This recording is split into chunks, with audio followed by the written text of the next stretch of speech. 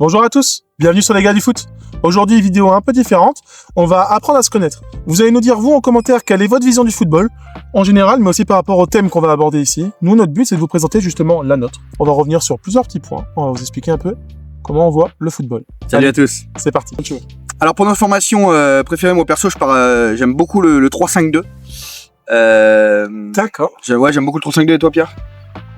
Pourquoi t'aimes le 3-5-2? Pourquoi j'aime le 3-5-2? Parce que j'adore les pistons. En fait, j'adore le jeu avec les pistons. En fait, je trouve qu'on l'assume pas assez dans un 4-2-3-1 ou dans un 4-3-3.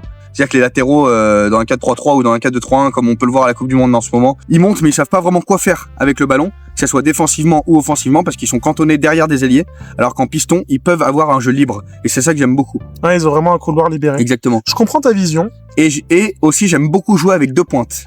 J'adore jouer avec deux mecs devant, enfin deux joueurs devant, un qui tourne autour de l'autre. Ça, c'est mon jeu préféré. Et ben, je trouve ça hyper intéressant parce que je suis pas du tout d'accord. Ok, très bien. Et c'est justement très intéressant parce qu'avec Via, on s'entend très bien, mais on n'a pas forcément la même vision du football, mais on arrive souvent à se mettre d'accord. Oui, exactement. Moi, je suis pas fan des jeux à deux pointes parce que je pense que sur une saison entière, c'est pas viable.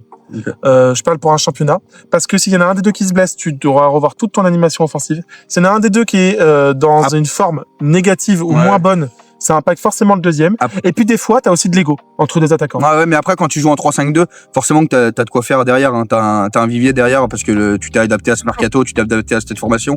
Donc c'est pour ça que j'aime beaucoup jouer avec deux attaquants. J'entends. Moi, c'est vrai que deux attaquants, c'est pas forcément mon système préféré pour ces raisons-là, mais c'est tout à fait viable. Et puis il y a des équipes qui ont gagné comme ça, hein, donc je m'inquiète pas du tout. Enfin voilà. Dis-moi, toi, ta formation préférée? C'est compliqué. J'aime beaucoup les défenses à 5 parce qu'effectivement, ça va vraiment apporter une assise défensive. Moi, j'aime beaucoup le 5-4-1. Okay. Parce que tu as une vraie assise défensive. Et je pense que toutes les équipes doivent avoir une vraie assise défensive pour développer leur jeu offensif. Néanmoins, je pense que la formation sur laquelle j'ai le plus d'affinité en général dans la plupart des équipes, c'est le 4-3-3 ou alors le 4-2-3-1. Parce qu'en fait, c'est la plus modulable. Sur le papier, tu vas avoir une équipe assez classique. Par contre, c'est là où tu as le plus de consignes tactiques. Autant tu peux passer en défense à 3 avec le latéral gauche ou droit qui va monter au milieu, les ailiers qui peuvent permuter, créer du mouvement. J'aime bien le 4-3-3 pour les évolutions du football depuis 2-3 ans, c'est football moderne, liquide. Donc j'aime bien le 4-3-3, 4-2-3, effectivement. Ouais, moi le 4-3-3, je le trouve en fait trop brouillon. C'est-à-dire qu'en fait beaucoup de coachs jouent avec ce 4-3-3 là sans savoir l'utiliser. Exactement, non mais je suis d'accord, il faut savoir l'utiliser, bien sûr. C'est comme tout. En fait, c'est une vraie mécanique le 4-3-3, alors qu'un 3-5-2 est plus facile à mettre en place, je trouve. Moi, je suis d'accord que le 3-5-2, oui encore, parce qu'il y a une vraie animation à dire. Le 5-4-1 pour moi, c'est l'assise qui est vraiment solide. Ouais, mais c'est trop défensif, non? 5-4-1, non? Bah, ça dépend. Tu peux avoir des vrais ailiers qui peuvent monter. Tu peux avoir un double pivot au milieu qui est vraiment box to box, ça amène du mouvement. Il faut que ta ligne du milieu de terrain soit apporte du mouvement. Mais effectivement, pour moi, si on peut optimiser une équipe et avoir des vraies consignes tactiques et des joueurs qui y répondent, le 4-3-3/4-2-3-1, c'est mon système préféré. Au niveau des gardiens, quelle est ta vision du poste? Moi, le gardien, j'aime absolument qu'il joue très très bien au pied déjà. Ouais, en fait, c'est dans le foot en 2026, on n'a plus le choix d'avoir un gardien qui joue très bien au pied, surtout dans mon système en 3-5-2. C'est-à-dire que les pistons vont énormément s'écarter, énormément proposer, alors que en fait en 3-5-2, les gardiens joueront énormément sur les pistons, plus qu'en 4-2-3-1 ou en 4-3-3, parce qu'en 4-2-3-1 ou 4-3-3, on a deux latéraux et deux ailiers de chaque côté. Donc les défenseurs adverses savent qu'on va la jouer là. Alors qu'en 3-5-2, les pistons sont souvent oubliés. Ouais, je peux concevoir. C'est vrai. Je peux concevoir. Bah, pour le gardien, je te rejoins totalement. Je dirais pas que le jeu au pied doit être l'élément principal. Ouais. Pour moi, ça doit quand même être le jeu sur sa ligne. Les arrêts réflexes, c'est le plus important. Par contre, je préfère un gardien très bon sur sa ligne, très bon au pied, que excellent top mondial sur sa ligne et moyen au pied. Ouais, exactement, pareil. Ça, on se rejoint. Parce que, en fait, il te fera perdre 1 ou 2 points des fois pour avoir arrêté certains arrêts miracles. Par contre, il t'en fera gagner dans la structure de jeu. Exactement. Donc, je préfère ça. Je préfère qu'il puisse monter très haut dans les phases avec un bloc haut. C'est ça. Donc, on se rejoint totalement sur le gardien. Moi, j'aime bien qu'il ait de la taille aussi. Au minimum 1m85, 86, 87. Moi, même s'il y a des très bons petits gardiens. Hein. Ouais, mais ça se fait moins maintenant. Exactement. Mais j'aime bien parce que sur les corners et les sorties aériennes, il sera moins timide. Il pourra y aller. C'est ça, exactement. Donc voilà, on se rejoint sur les gardiens. Au niveau du capitana, qu'est-ce que t'en penses? Qui doit être capitaine dans ton équipe? À quoi sert un capitaine? Est-ce que le gardien peut être capitaine? Alors, moi, je suis pas fan du gardien capitaine parce que le gardien est déjà capitaine de sa défense pour moi. Je préfère que le capitaine soit un milieu de terrain honnêtement, parce que c'est là où il pourra plus influer. Exactement, il est au centre du jeu et ça c'est ça qui me plaît. Si possible, soit un milieu de terrain offensif ou offensif, parce qu'il aura vraiment un impact offensif ou défensif, pardon. Il aura vraiment un impact dans un secteur de jeu. Et j'aime bien les joueurs d'expérience, 27, 28, 30 ans, ou alors qui ont un vrai vécu, ou alors il y a plein de profils. Un joueur de 24, 25 ans, mais qui a un vrai vécu, un vrai caractère. Moi je suis d'accord avec ça. Moi je comprends ce que tu veux dire sur l'expérience, mais un joueur avec 24, 25 ans qui a un vrai caractère et qui sait s'imposer, qui peut avoir de l'expérience. 24, 25 ans maintenant dans le foot d'aujourd'hui, les joueurs commencent à 15, 16 ans des fois. Ouais, enfin, à 15, 16 ans, 16, 17 ans, avoir des groupes, des contrats pro, être dans des groupes pro, etc. Donc à 24, 25 ans, t'as quasiment 10 ans d'expérience maintenant, en exagérant un peu, donc tu peux être capitaine à cet âge-là. Je te rejoins totalement, donc on est d'accord là-dessus. Et je pense qu'aussi avoir des fois un joueur du cru, c'est bien. Un Espagnol de ton club, formé au club, c'est bien, mais c'est pas l'essentiel. Si t'as un de ces joueurs-là dans ton effectif, mais qui n'a pas une âme de leader ou de capitaine, je préfère aller sur un joueur plutôt d'expérience. C'est ça. Voilà, typiquement, moi, mes capitaines favoris, ça va être Pirlo, Tolisso. Voilà, des joueurs qui ont un vrai impact dans leur équipe. Je suis d'accord. Les tireurs de penalty, qu'est-ce que t'en penses? Qui tire les penalty? Le gardien? Alors, pour moi, si t'as une star offensive qui est une star mondiale, typiquement, tu te fais tirer Mbappé. Oui. Mais c'est des cas très rares, Mbappé, Ronaldo, Messi. Mais sinon, pour moi, c'est le capitaine. C'est le capitaine qui tire, c'est lui qui endosse cette responsabilité. Okay. Moi, pour moi, c'est simple. C'est peut-être un peu à l'ancienne ce que je vais dire, mais mon tireur de penalty est le numéro 9 de l'équipe.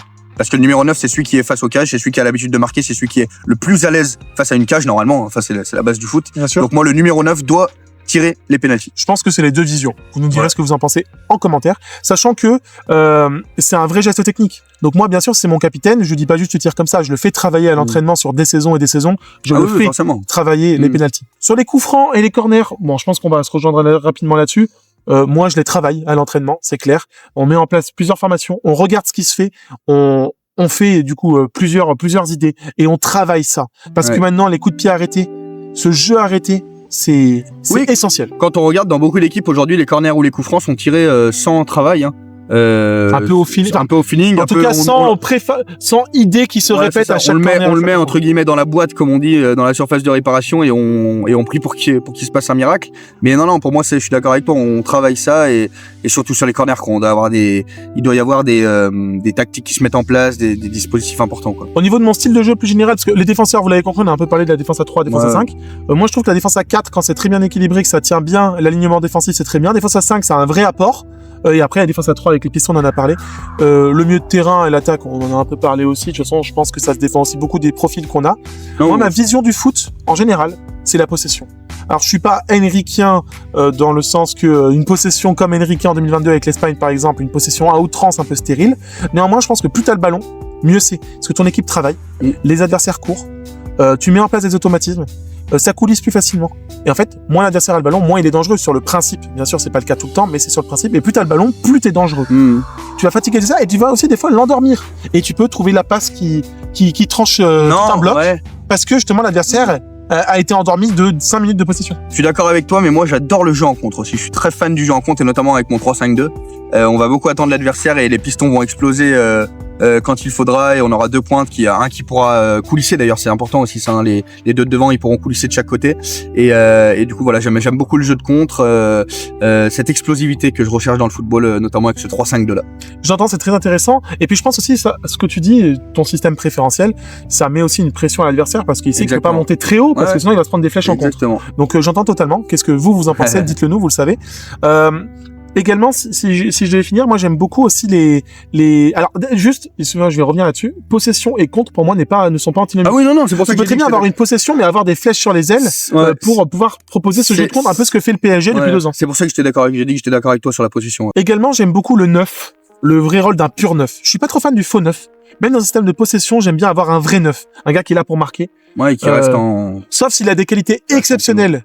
Comme peuvent l'avoir par exemple Dembélé ou Benzema, mais c'est des joueurs très rares, hein, c'est des ballons d'or qui peuvent être à la fois des tueurs et à la fois des joueurs de ballon. Mais sinon, je préfère avoir un vrai 9. Typiquement, moi, j'aime beaucoup par exemple les tours de contrôle, Giroud, Zlatan. J'aime bien ça. C'est sur les dégagements longs du gardien quand t'as une pression, garder le jeu de haut but, provoquer la petite faute pour remonter le bloc. Je suis totalement d'accord avec toi sur ça. C'est-à-dire que notamment, je reviens encore à mon système, mais le 3-5-2, une pointe qui reste un grand qui tourne contrôle, etc., qui remet des ballons en remise, en pivot un peu, et quelqu'un qui lui tourne autour tout le temps. Voilà, c'est exactement pour ça que j'aime ce système et ce rôle de numéro 9 que tu viens de préciser. Exactement, je pense qu'on se rejoint aussi, et tout le monde, globalement, je pense, avec l'émergence du PSG, aime ce football un peu liquide, fluide, avec tout le monde qui permute. Néanmoins, je pense qu'il faut être factuel, c'est pas toutes les équipes qui peuvent le faire. Ah non, pas du tout. Demain, tu coaches une D4 anglaise, t'as beau avoir les meilleures idées, les joueurs ne sont pas capables de faire ça. C'est clair. Donc, si tu peux te le permettre avec une équipe avec des joueurs incroyables, avec un budget, construire ton équipe, c'est le jeu vers lequel je tendrais à titre personnel si j'étais coach. Un jeu voilà avec des permutations, un football vraiment liquide. Mais sinon, je resterai sur des bases solides défensivement, comme je vous l'ai expliqué, avec un jeu de possession que beaucoup de joueurs peuvent faire. Également, dans l'animation, la mentalité, moi, mes joueurs, c'est des requins sur le terrain. Alors, on ne parle pas non plus du Paraguay, hein, je suis pas à ce point-là, mais des fautes tactiques. Essayer de faire sortir un peu les adversaires du match, mais de manière propre. Je veux pas des joueurs passifs sur le terrain. Sur ça, je suis d'accord. Hein. C'est vrai que le mental joue énormément aujourd'hui sur un terrain de foot. Qu'on en dit justement, je trouve que c'est encore pas assez travaillé. Je trouve ce jeu de mental, ce jeu des morts de faim. Des morts de faim, ouais, exactement. Et c'est très important. Je te rejoins là-dessus. Et également, moi, il y a quelque chose qu'on voit, bien sûr, mais pour moi pas assez. C'est les contrôles orientés. Je veux que mes joueurs, chaque prise de balle, c'est un contrôle orienté. C'est la seconde de plus. Ils tournent la tête, etc. Tous mes joueurs doivent avoir le contrôle orienté. Ce sera une consigne. Voilà, tout simplement. Qu'est-ce que t'en penses? Moi, c'est vrai que pour moi, c'est la base du foot, hein, de prendre l'information avant. Surtout, en fait, quand tu reçois le ballon, il faut prendre l'information et avoir le réflexe d'exploser, avoir le réflexe de jouer de l'avant, quoi. C'est beaucoup fait, mais il y a aussi beaucoup de joueurs qui sont passifs, qui reçoivent le ballon et qui vont s'orienter après. Moi, le contrôle orienté, ça doit être la base. Sur ça, je suis d'accord. Et enfin, je veux pas que mes équipes râlent. Je veux pas aller voir l'arbitre parce que des cartons jaunes inutiles, des tensions.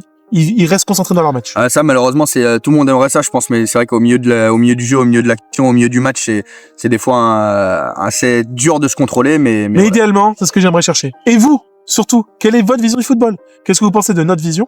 Voilà. On apprend à se connaître. Dites-nous en commentaire, qu'est-ce que vous en pensez? Et surtout, qu'est-ce que vous faites? Et surtout, abonnez-vous pour d'autres vidéos. Il y a plein de choses qui arrivent sur la chaîne et vous allez pas être dessus. Et surtout aussi, likez la vidéo, commentez, dites-nous ce que vous en pensez, partagez-la. Allez, bye. Salut, à plus.